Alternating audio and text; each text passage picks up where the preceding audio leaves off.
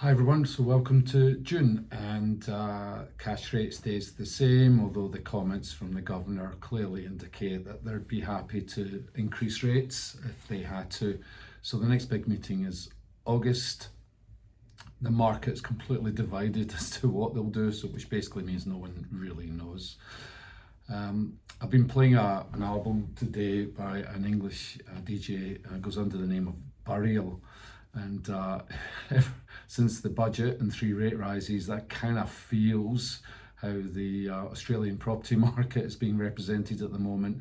Clearance rates very low, stock levels high because there's fewer buyers, vendors scared to put their property on the market because they can't find something of quality to buy. Market's a bit stuck, except for the first time buyer market, still going strong because investors are leaving the market or they are not seeking to join the market, and we've got this pause happening on that side of the market and therefore opportunity for first time buyers. But there's still opportunities. So one particular area is self-managed super funds. So clearly they were exempt from the changes in negative gearing. So for an established property, SMSF, you can offset your loss against other income in the fund.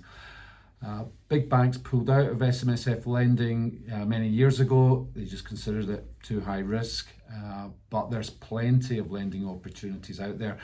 So we've had more conversations about that type of lending over the last 3-4 weeks than we'd had in the previous, say, 2 or 3 months. So that's an interesting space to look at. So it's really thinking about the vehicle that you're now using to buy property and the type of property. We're going to see clients looking for higher yielding properties going forward because the gearing benefits aren't there. And also property selection's super important because if you're buying a property to invest, and ultimately if you sell it and negative gearing isn't available to the next buyer, then you've got to make sure that you're targeting the owner-occupier market with the property you're buying in the first instance. Hope that makes sense. Have a good rest of the month. We're always here. Take care.